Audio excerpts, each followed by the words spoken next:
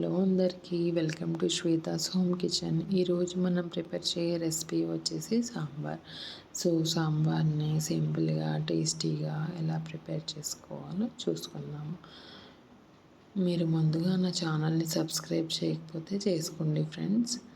మరిన్ని latest videos కోసం bell ఐకాన్ని క్లిక్ చేయండి. నోటిఫికేషన్స్ అనేవి వస్తూ ఉంటాయి. ముందుగా మనము ఒక కుక్కర్ని తీసుకొని దాంట్లో 250 గ్రామ్స్ కందిపప్పుని తీసుకొని శుభ్రంగా కడుక్కోవాలి.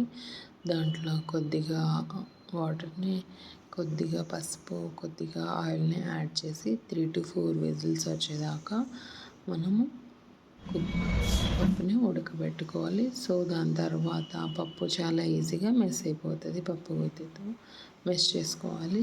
ఇంకొక గిన్నెలోకి నిమ్మకాయ సైజ్ అంత చింతపండుని తీసుకొని చింతపండు రసాన్ని కూడా ముందుగానే ప్రిపేర్ చేసుకొని పెట్టుకున్నాం ఫ్రెండ్స్. ఇప్పుడు సాంబార్ ప్రిపేర్ చేసే విధానాన్ని చూద్దాము. ముందుగా ఒక కడాయి తీసుకొని దాంట్లో కొద్దిగా ఆయిల్ని యాడ్ చేసి దాంట్లో జీలకర్ర, ఆవాలు, కొద్దిగా కరివేపాకు, 2 ఎండుమిరపకాయల్ని యాడ్ చేసుకోవాలి.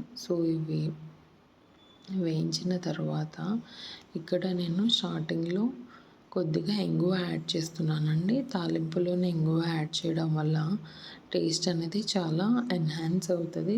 ఇది పూర్తిగా ఆప్షనల్, మీరు యూస్ చేయొచ్చు లేకపోతే అవాయిడ్ చేయొచ్చు ఫ్రెండ్స్. ఇప్పుడు నేను అన్ని వెజిటేబుల్స్ ముందుగానే కట్ చేసి పెట్టుకున్నా. ఇక్కడ నేను ఆనియన్స్ ఇంకా గ్రీన్ చిల్లీస్ని యాడ్ చేస్తున్నా. అవి దోరగా వేయించిన తర్వాత నేను వెజిటేబుల్స్ అన్నీ యాడ్ చేస్తాను. ఇక్కడ నేను గ్రీన్ చిల్లీస్ని యాడ్ చేసేసాను. ఇవి ఒక 2 minutes పాటు దోరగా వేయించిన తర్వాత నేను వెజిటేబుల్స్ని యాడ్ చేస్తాను.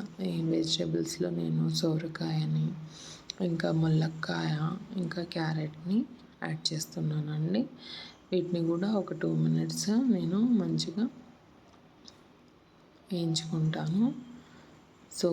ఇవి ఇలా ఒక 2 to 3 minutes వేయించుకున్న తర్వాత నేను టమాటా ముక్కల్ని కూడా ముందుగానే కట్ చేసి పెట్టుకున్నా. అవి కూడా టమాటాలు కూడా యాడ్ చేసేసి నేను మొత్తం మంచిగా కలుపుకొని ఇప్పుడు నేను మసాలాలను యాడ్ చేస్తున్నాను. ఇక్కడ నేను 1 tablespoon పసుపు, 2 tablespoons కారం, అంటే మీ రుచికి సరిపడా వేసుకోండి ఫ్రెండ్స్. 2 tablespoon కారం, ఇంకా 2 tablespoons ఉప్పుని కూడా యాడ్ చేసేసాను.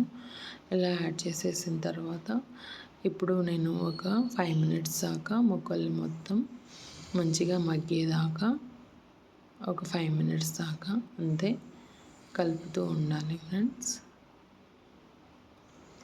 ఇప్పుడు నేను ఇక్కడ చింతపండు రసాన్ని యాడ్ చేసుకున్నా. ఇది నేను ఆల్రెడీ ముందుగానే కలిపి పెట్టుకున్నా.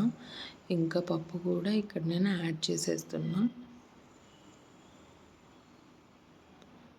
ఇలా పప్పు, చింతపండు రసం యాడ్ చేసేసి హై ఫ్లేమ్లో ఒక 5 minutes దాకా సాంబార్ని బాగా ఉడకనివ్వండి.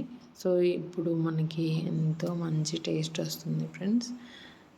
చాలా మంచి టేస్ట్ వస్తుంది. మనము ఇంగువ యాడ్ చేయడం వల్ల టేస్ట్ అనేది చాలా ఎన్హాన్స్ అయింది. ఇక్కడ నేను లాస్ట్లో చిన్న బెల్లం ముక్క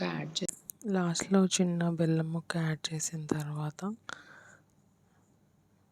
ఫైనల్గా సాంబార్ మసాలా వేసుకోవాలి ఫ్రెండ్స్. సాంబార్ రెడీ అయిపోయింది. ఎంతో టేస్టీగా సింపుల్గా రెడీ అయిపోయిన సాంబార్ రైస్లోకి, ఇడ్లీలోకి చాలా బాగుంటుంది. మరిన్ని లేటెస్ట్ వీడియోస్ కోసం నా ఛానల్ని సబ్స్క్రైబ్ చేసుకోండి.